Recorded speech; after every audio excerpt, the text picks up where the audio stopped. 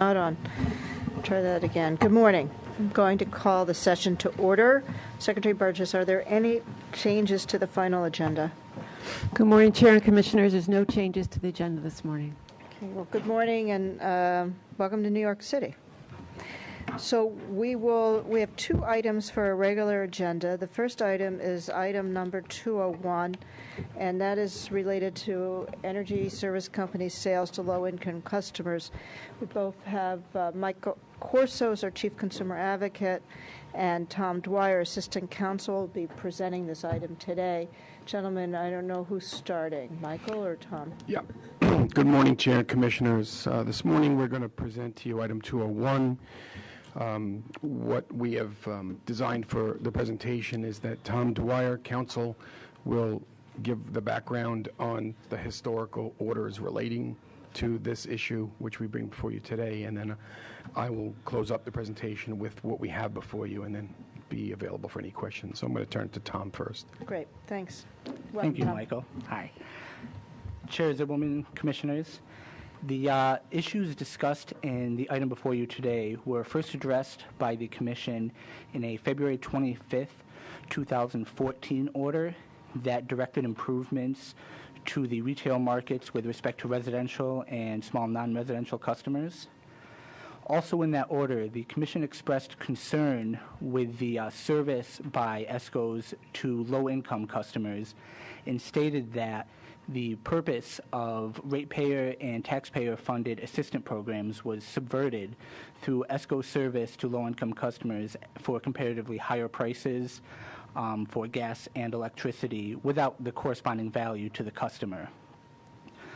So therefore, in that order, the Commission directed that if an ESCO was to serve a low-income customer, they had to either provide a product that guaranteed savings with respect to what the customer would have paid under full utility service, or the ESCO would have to provide the low-income customer with an energy-related value-added product or service that was designed to reduce the customer's overall bill.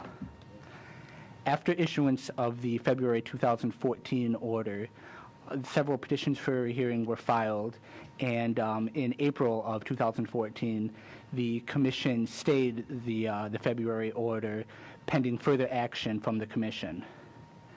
Then in February 2015, the Commission issued an order on the petitions for rehearing and reaffirmed the protections that were afforded to low-income customers.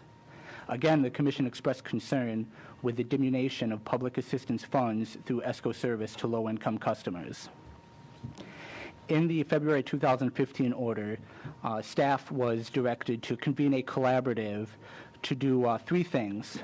One, to identify a mechanism by which an ESCO at the point of sale could identify if a customer was enrolled in a utility low-income program. Two, to define the energy-related value-added products or services that would satisfy the Commission's criteria. And three, determine a way to provide these protections to existing low-income ESCO customers, as well as ESCO customers that subsequently become low-income.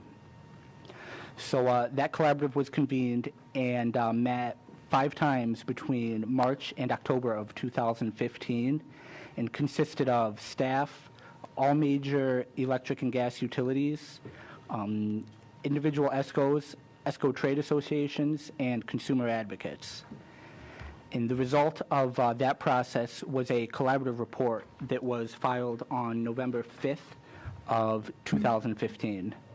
And while that report is comprehensive and really reflects a great deal of time and effort on behalf of staff and all the collaborative participants, it was unable to reach a resolution with respect to the issues identified in the February 2015 order, nor did it present a viable solution for ESCO service to low-income customers. In fact, in the collaborative, a number of ESCOs conceded that they did not intend to serve low-income customers if they had to do so through either a guaranteed savings product or an energy-related value-added product that was guaranteed to reduce the customer's bill. Therefore, in light of the evidence that ESCOs are either unable or unwilling to provide the guaranteed savings product to a customer, and perhaps more importantly, that no energy-related value-added products or services that would satisfy the Commission's directive have been identified. The staff proposes the item before the Commission today. And I'll now turn it back over to Michael, who is going to discuss the May 2016 order that addressed utility low-income programs, as well as present today's item. Thank you, Tom. Thanks, Tom. Go ahead, Michael. In the spirit of the affordability item that you approved on May 20th of this year, we strengthened those programs. The Commission recognized the need for a better affordability strategy and making certain that low-income customers could maintain utility service, which is essential service. That program is strengthened significantly in that order. And to protect the integrity of that affordability strategy, the ratepayer dollars afforded by you to support the program, as well as public assistance dollars coming from HEAP and other public assistance type programs that help low-income customers.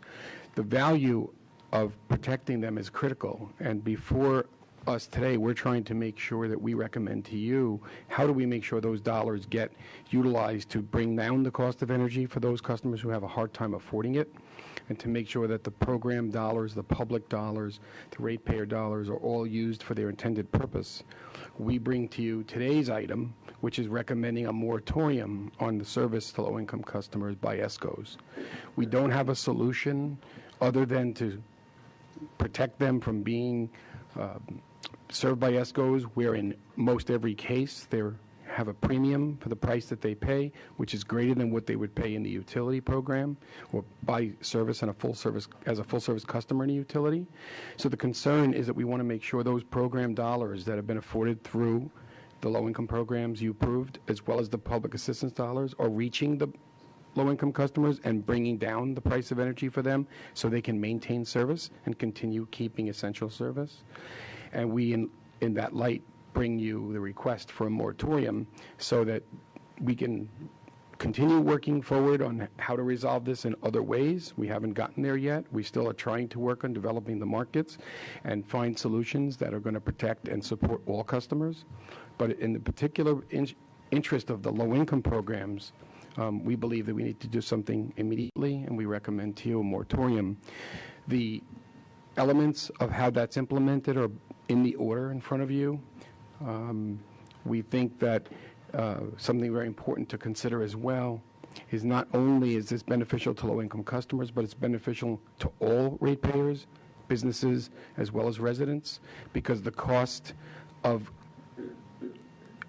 low-income customers not being able to pay bills increases arrears on collectibles, and the cost of administration of all of that is significant, and that is very much important to us to realize that we want to keep the cost of those down and maintain service for customers, limit terminations, limit unnecessary terminations and reconnections. All those costs are significant to the utility and its ratepayers, and we believe the only thing we can do now for this period in time is to recommend to you the consideration of a moratorium whereby low-income customers would not be able to be served or eligible to be served by ESCOs at this time.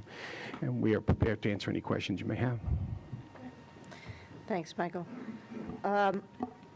You know, I appreciate staff bringing this forward. I know that there's been a lot of conversation in the collaboratives, and I think really the almost throughout the investigation, I believe was even started in 2012 on ESCOs. One of the major concerns is the impact on low-income customers when they're ending up having to pay more for energy, whether electricity or gas, than they would have paid had they stayed on the default service provided by the utilities.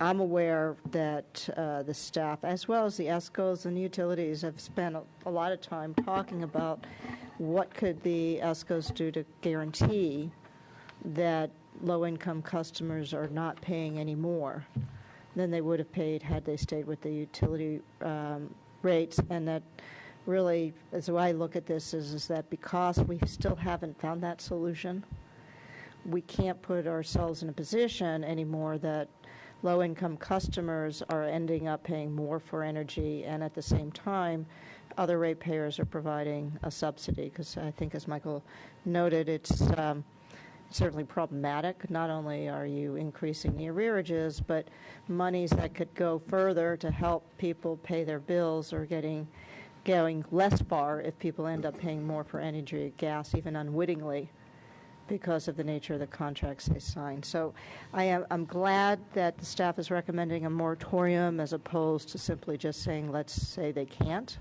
because I think that we certainly have the pending docket on ESCOs where we're looking at alternatives, we're looking at solutions, we're looking at bringing this market back, and I think that once we as a commission have an opportunity to vote on the pending issues around the reset of the ESCO market that's pending in front of us, we can then revisit this issue about, well, what is it, should we make a change and what change that would be. But in the meantime, I'm comforted by the fact that what we're really doing today is saying, because of the risk of low-income customers paying more for either heat or electricity than they otherwise would pay, whether it's unintentional or it's a unfortunate element of price gouging, it doesn't make any sense. And so by doing this, we're affording that protection. I think staff has done a very nice job of balancing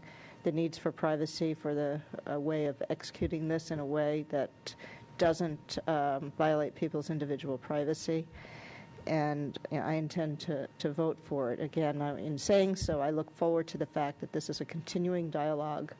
We're focused very much on building back this market, but in the meantime, putting this protection in place, I think, is very important. So I intend to vote for it.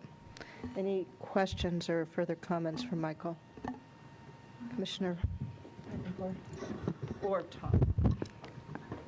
Can someone just tell me if any other state has looked into this, or are we the first?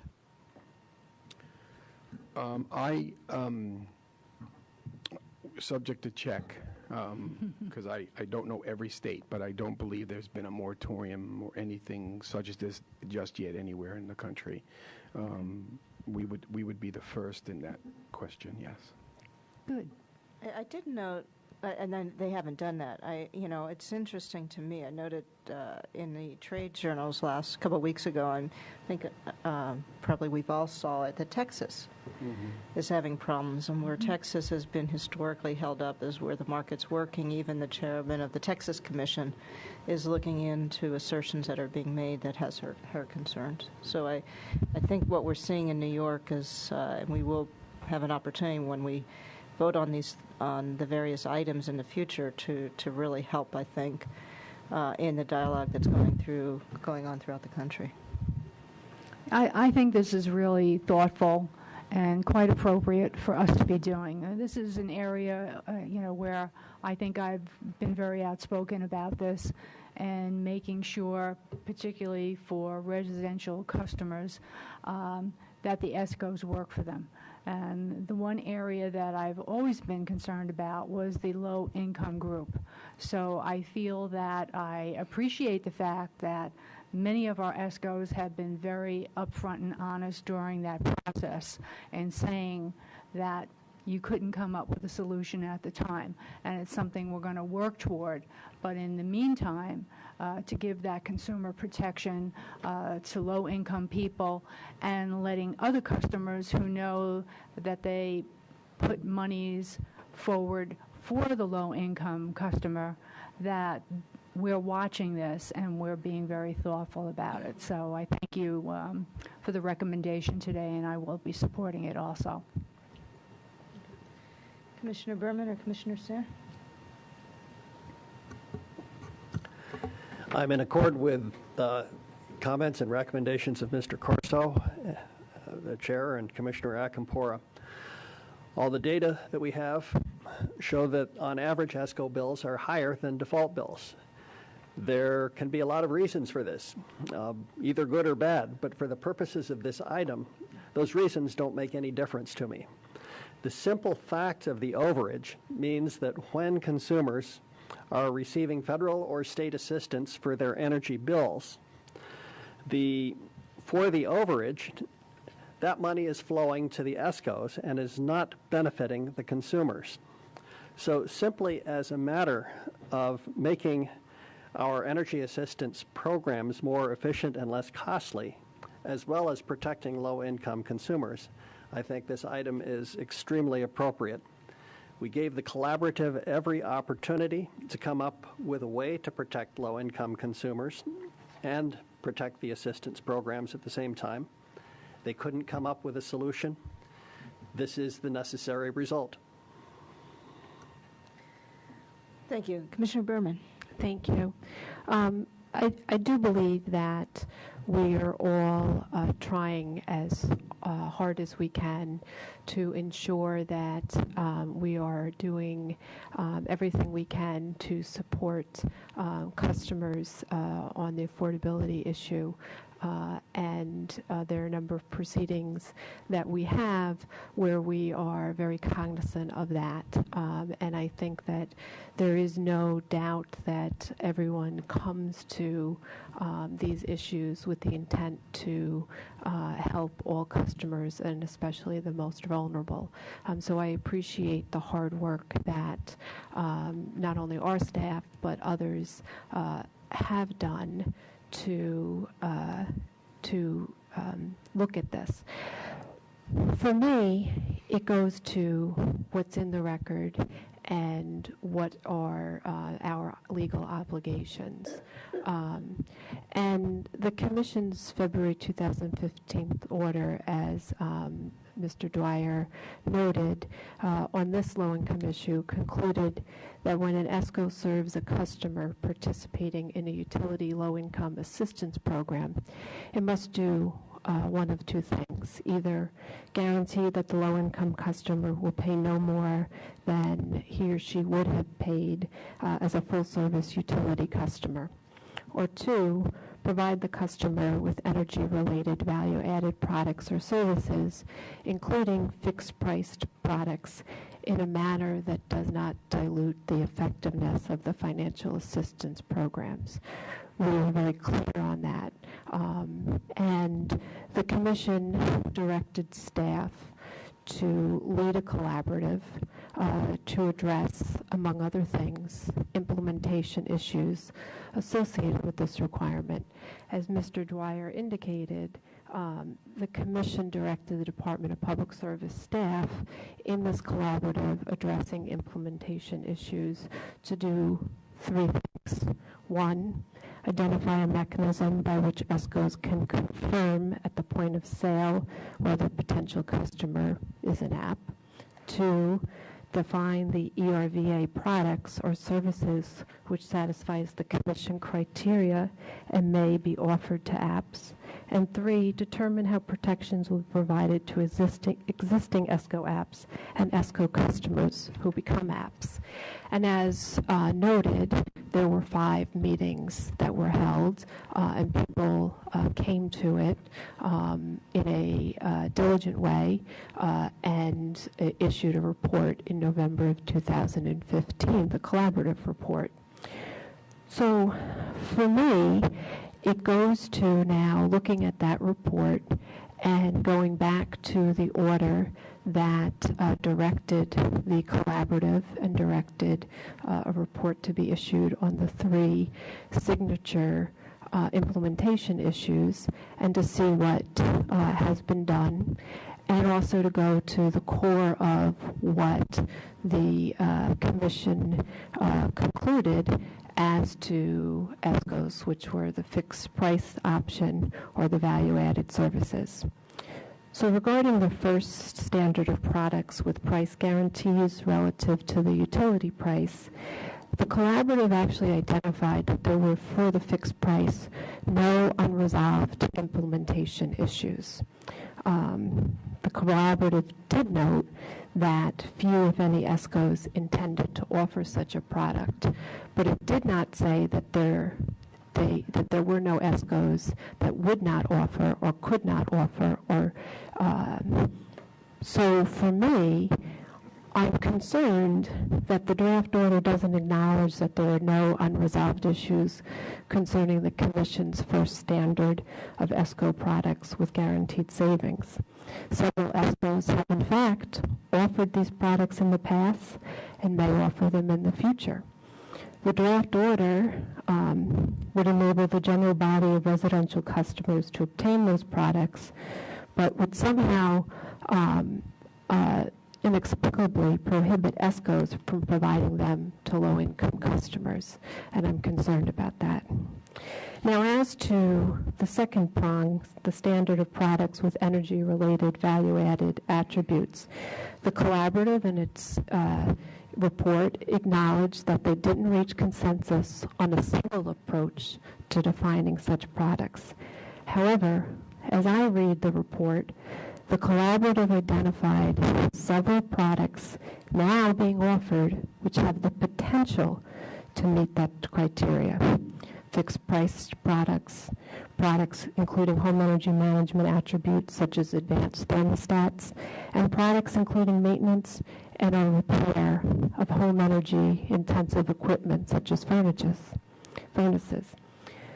Again, it is true the collaborative did not reach a consensus on the methodology to be used to determine whether those currently available products actually comply with the criteria established by the Commission. Sorry for that backfeed. So looking at it, after extensive discussion of the criteria to be used to evaluate energy-related value-added attributes, the collaborative in the report notes that there were two approaches and they were presenting them to the Commission as options for its consideration.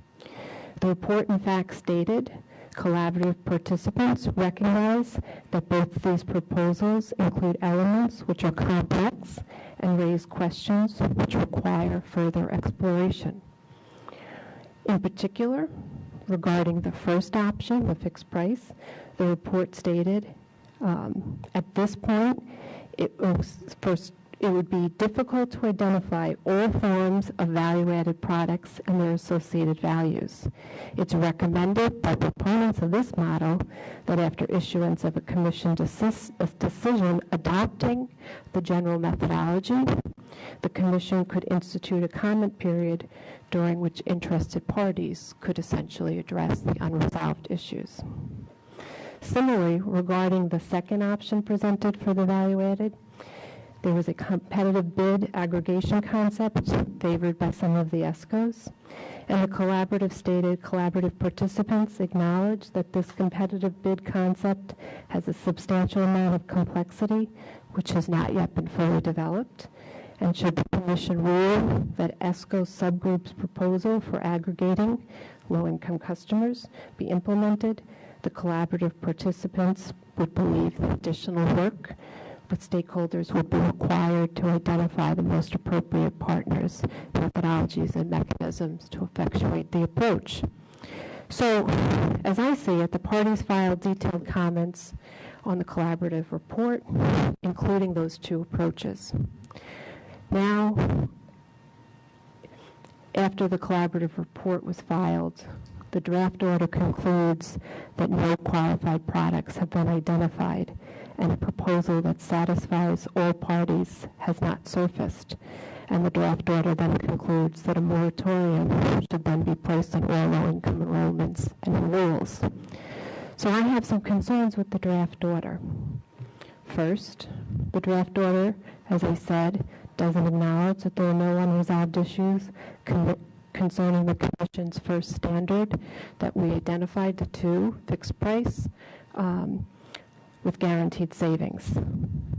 It is a fact that several ESCOs have offered those products in the past and may offer them in the future. Two, my second concern. Regarding the ESCO products that may satisfy the Commission's second standard, the energy-related value-added services, the draft order does not acknowledge that the parties provided two alternative approaches. The parties did considerable work, as we acknowledge, in developing these approaches and asked the Commission to determine which of the approaches should be pursued further. In fact, our order directed that as part of the collaborative. It didn't give the fourth option and if no resolution is found, we will institute a moratorium.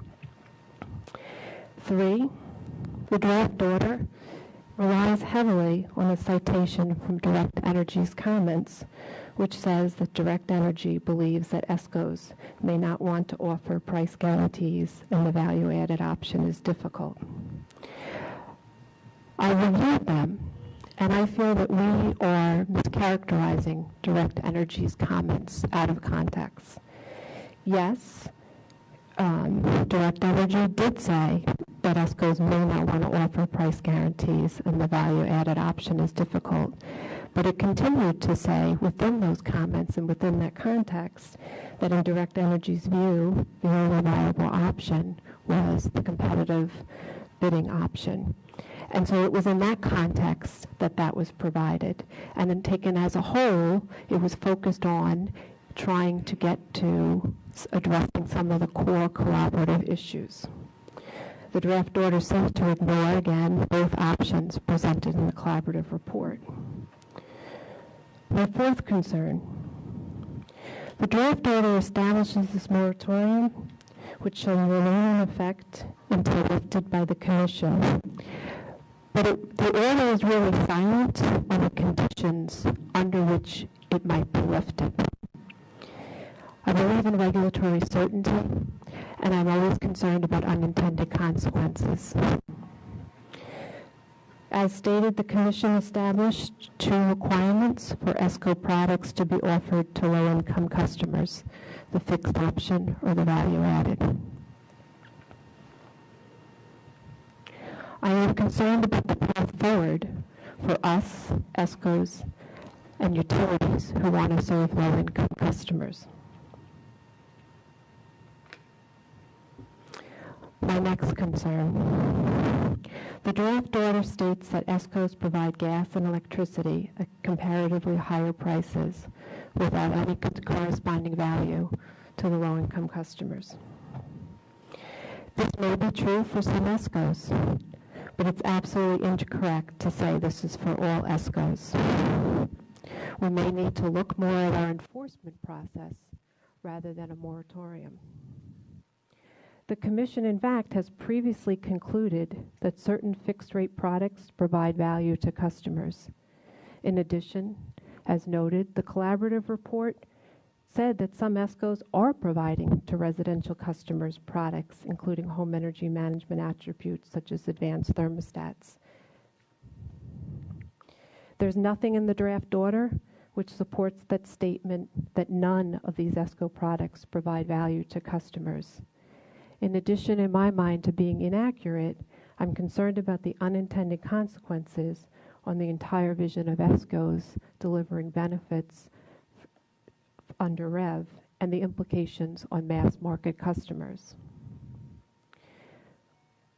My last concern, virtually all statements in the conclusion section of the draft order appear to be more in the nature of advocacy rather than a reflection on the reasonable balancing of all the issues that we're supposed to do as regulators.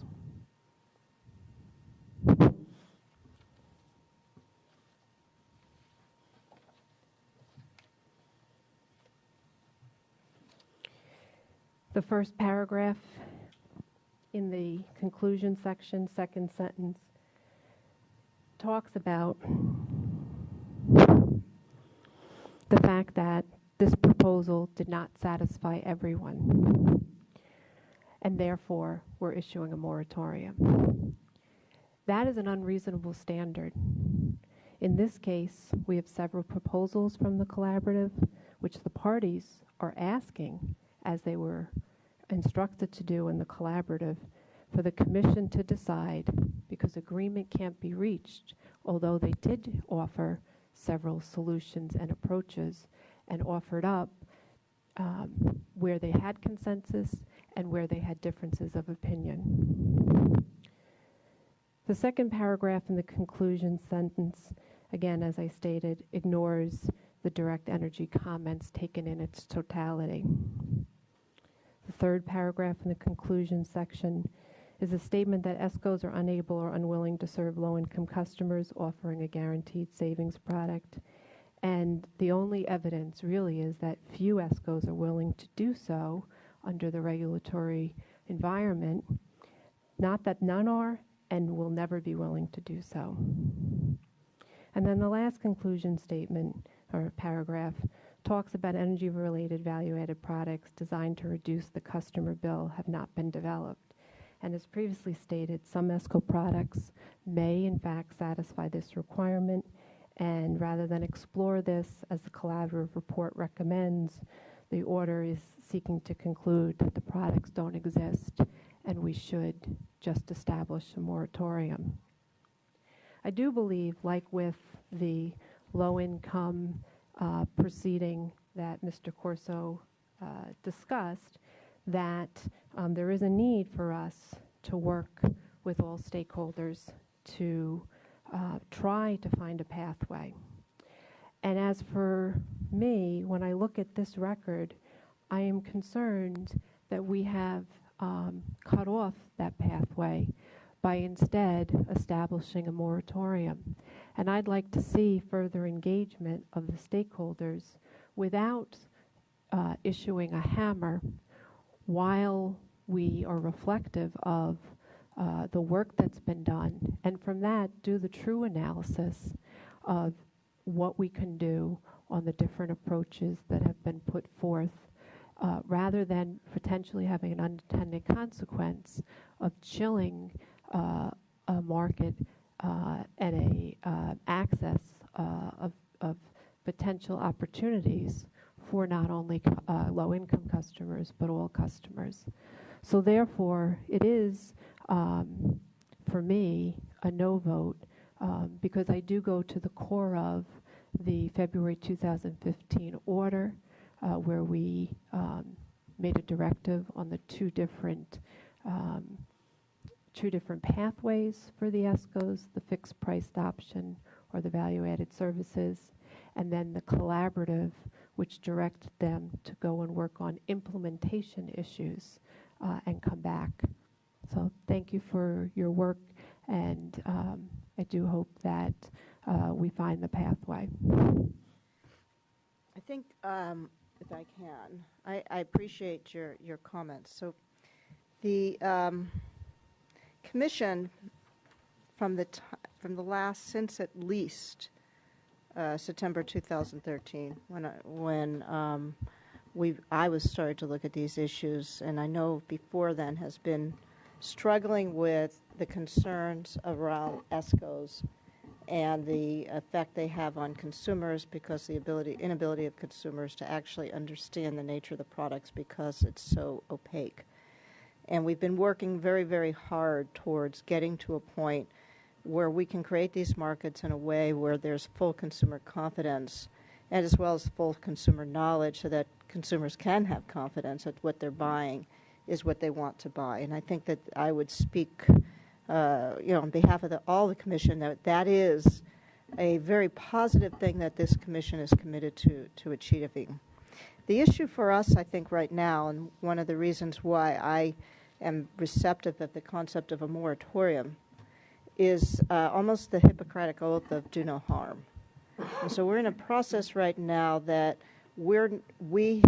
because in February of this year, we started on this path of saying we need to define products, we need to put people in a position that if in fact they want to make sure that they're being protected, there's certain levels of guarantees, and we continue to march towards trying to find the right solutions, both in terms of variable products, fixed products, value-added products, and that is an ongoing proceeding. The objective, at least for me right now, and it is a judgment call, is that do you err on the side of protecting consumers who are already struggling financially, or do you err on the side of ESCOs who may want to get those consumers but may be either intentionally or unintentionally doing them economic harm? And as Michael said, when you compound that with the fact that we're already collecting from ratepayers to pay for or to help support those consumers, and as both Commissioner Sayre and Commissioner Acampora noted, the need to do so efficiently, I think it is important that we say, well, wait a minute, we have the power to protect consumers. Let's put those protections in place while we're trying to find solutions. And so I don't see this as a harm to the market. In fact, in my mind, it's just the opposite. Because one of the things that makes markets successful is consumer confidence. And so when, in fact, people feel like they're being harmed, they're less likely to want to work with ESCOs because of the fear that they're not getting what they want. So I actually look at what we're doing as beneficial for the long game as opposed to the short game. And so by doing it this way, we have the opportunity to continue to work, and I know there is continued discussion and a lot of good thought going into this, but in the interim, I just feel better knowing that for the consumers who are already getting support, we are not asking them to pay either unintentionally or intentionally more for heat or electricity than necessary. I think the timing of this needs to be left open because, quite frankly, once the Commission addresses the issues of ESCOs, I think we will want to revisit it and make sure that we're still where we want to be. But in the meantime, it's most important that we protect the most vulnerable, which is what I believe this order does and why I intend to vote for it. So I'm just going to move for a vote because in the interest of time. So all those in favor of item 201, please indicate by saying aye. Aye. All those opposed? Opposed. Okay. The petition is voted in favor of 3-1, so the recommendations are adopted. Thank you. Okay, we're going to move on to item 2, which is item 301. Did I say 201? Okay. Item 2, 301. Thank you. And this relates to Central Hudson's proposal for cost recovery of the shared savings incentive for its non-wires alternative. Marco Padula, who's acting deputy director of markets, is going to be presenting this. And welcome, Marco. Welcome. Good afternoon, Chair Ziebelman and Commissioners. Item 301 is a draft order addressing the filing by Central Hudson Gas and Electric Corporation seeking approval of a proposed cost recovery mechanism and a shared savings financial incentive mechanism for the company's non-wires or NWA project. The filing was made in compliance with the Commission's June 17, 2015 order in case 14E0328, which was the rate plan order, the current rate plan order. Central Hudson is pursuing the NWA project in order to delay and potentially eliminate the need for millions of dollars of traditional capital infrastructure investment that would otherwise be needed to accommodate the growth in peak electric demand in 3 geographic areas of the company's service territory. This approach to addressing system needs from the demand side will result in significant consumer benefits in excess of $5 million, such that the overall lower cost will be achieved, reduced emissions will be achieved, third-party capital investments in place of ratepayer-funded investments, and the promotion of more elastic, dynamic load that will improve overall system efficiency. To recover the cost of the NWA project, for which the Commission has already granted deferred accounting treatment, the company proposed to utilize a delivery surcharge that would recover the cost based on the same per kWh for all customers. In addition, the company proposed a financial incentive that would provide shareholders with 50% of the net benefits resulting from the NWA project. In the draft order before you, the Commission would adopt a revised cost allocation and recovery methodology that reflects the same cost allocation and cost recovery principles of traditional demand-related T&D investments, since the NWA investments are to help meet peak demand. This will result in recovery of NWA project costs from non-demand metered customers on a per kWh basis and from demand meter customers on a per kW basis. In addition, the draft order directs Central Hudson to amortize and recover all costs related to the NWA program over a 5-year period.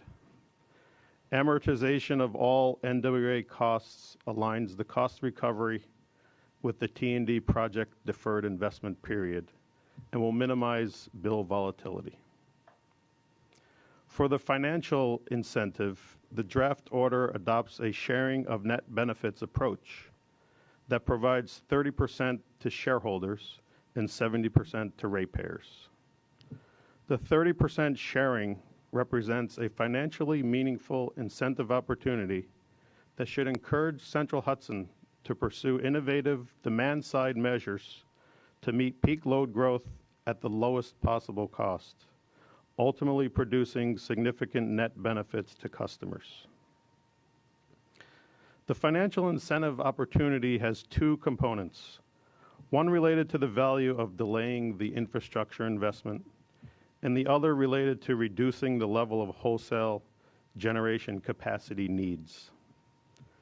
The incentive related to the value of delaying the infrastructure investment will be calculated on a portfolio basis and split evenly, with 50% of the incentive awarded when half the target megawatts of the portfolio is achieved, which is 8 megawatts. The remaining 50% of the incentive will be earned when the full 16 megawatt target of the portfolio is achieved. For the financial incentive component related to wholesale generation capacity savings, the draft order requires that it be earned annually based on actual measured and verified megawatt reduction and dollar savings. Overall, the shared savings incentive approach that you would be adopting here will result in significant savings for consumers, will provide the company with enhanced earnings opportunities, and will produce overall system benefits. For the residential class alone, the expected savings associated with the NWA project on a net present value basis is approximately $5 million, and the total is higher on a total company basis for all customer classes. Finally, the draft order requires the company to meet with staff semi-annually to provide a status update. This concludes my presentation, and I'm happy to take any questions that you may have.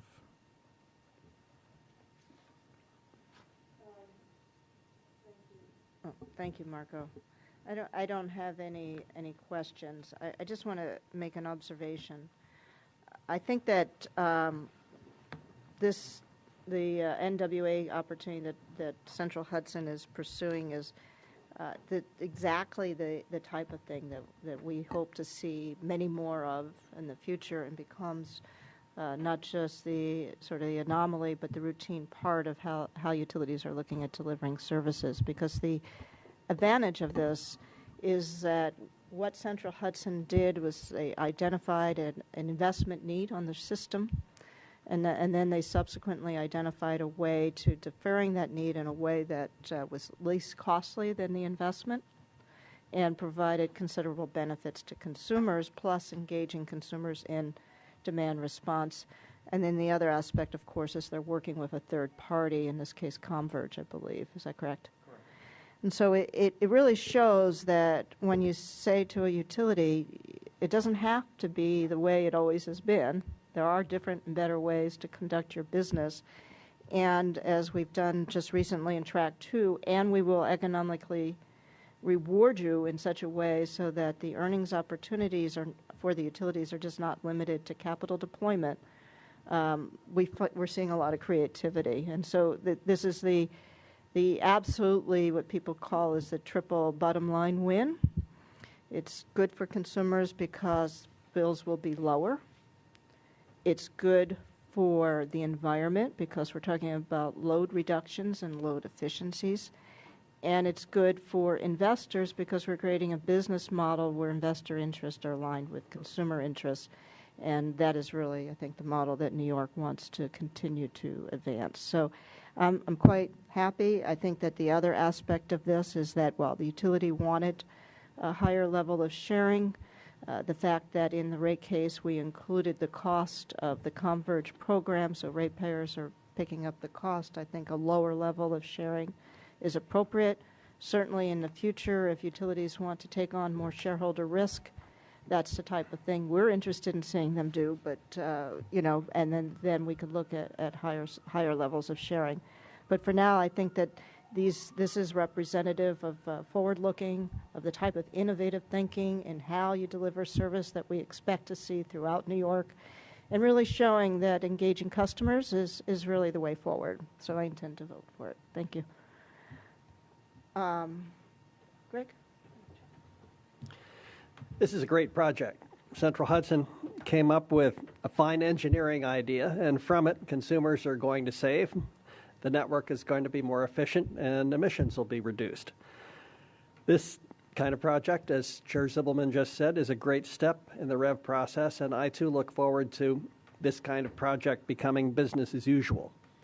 To get there, we're going to need to change the way we at the Commission and the utilities and consumers look at and interact with the market, with more solutions coming as they are here at the edge of the market, at the edge of the network, rather than with central generating stations and large transmission lines.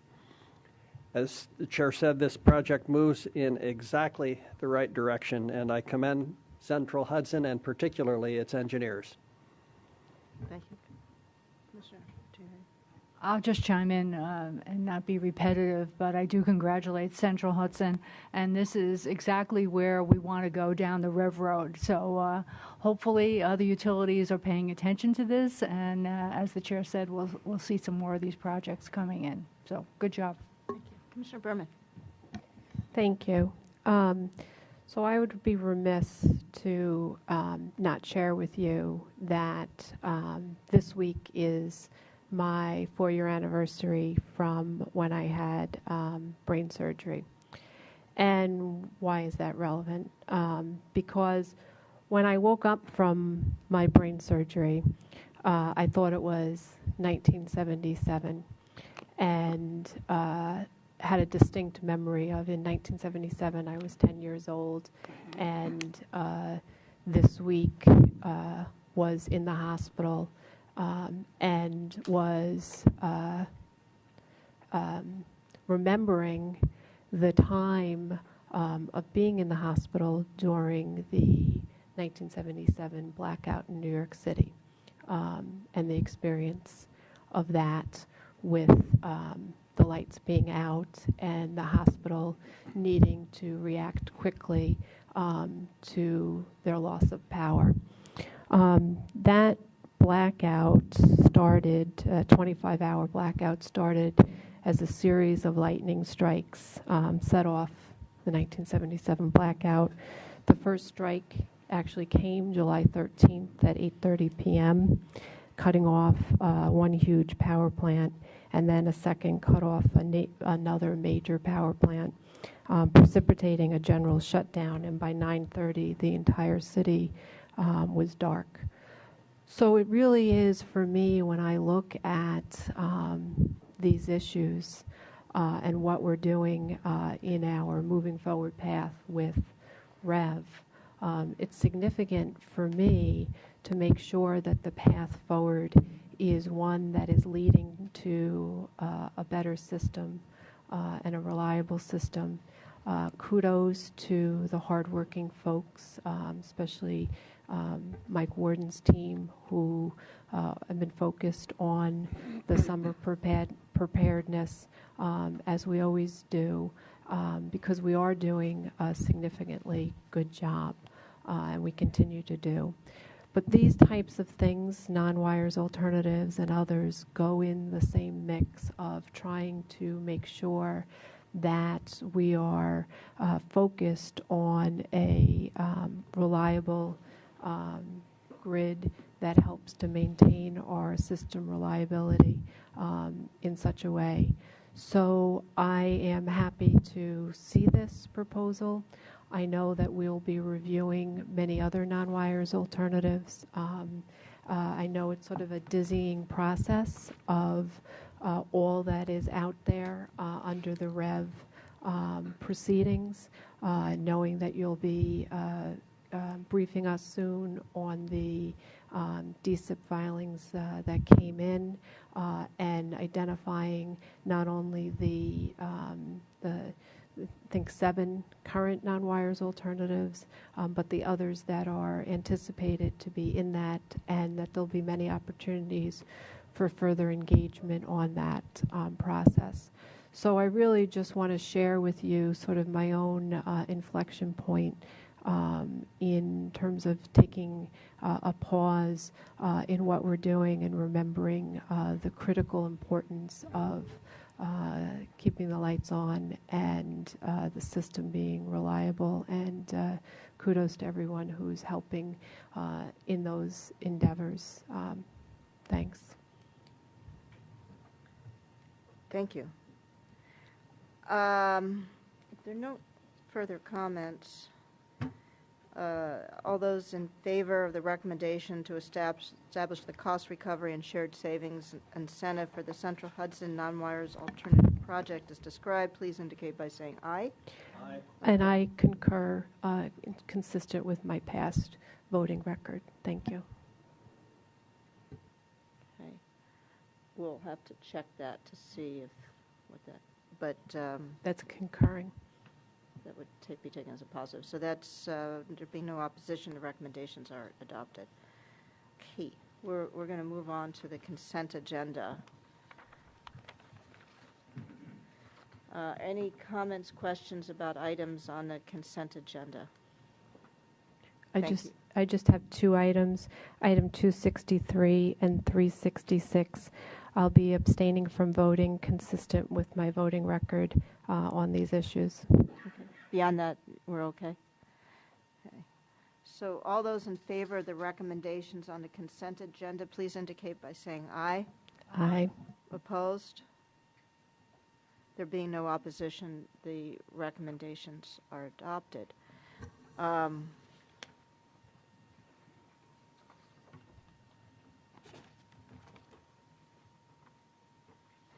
So there's a couple things I wanted to note. One is today we're joined by Paul Agresta, who is now the acting general counsel, and he did such a fabulous job today. I think we needed to acknowledge that. But welcome, Paul, and also Guy Mazza's in the back of the room. He can wave. And Guy is our new acting director on Long Island. I also wish everyone a Joyeux Bastille, since this is the Bastille Day celebration. And Diane, I have to ask, so is that when you decided to get into energy? No, but it was a good recognition of it. So. Okay. Well, good. Well, thank you, everyone. It's appreciate you all attending. And Secretary Burgess, do we have any other matters before us today? There are no other matters before you today. Okay. Before we close the agenda, if you all will just give me one indulgence. In the last meeting that we had, I wanted to record for the record the resolution in favor of Judith Lee, and if we could ask the commissioner's permission, I'd like to have Ms. Burgess give that to the court reporter so that we can get that into the record for today. Is that okay? Great. Great. Well, thank you. Okay, well, that's all we have, and thanks all. Great job.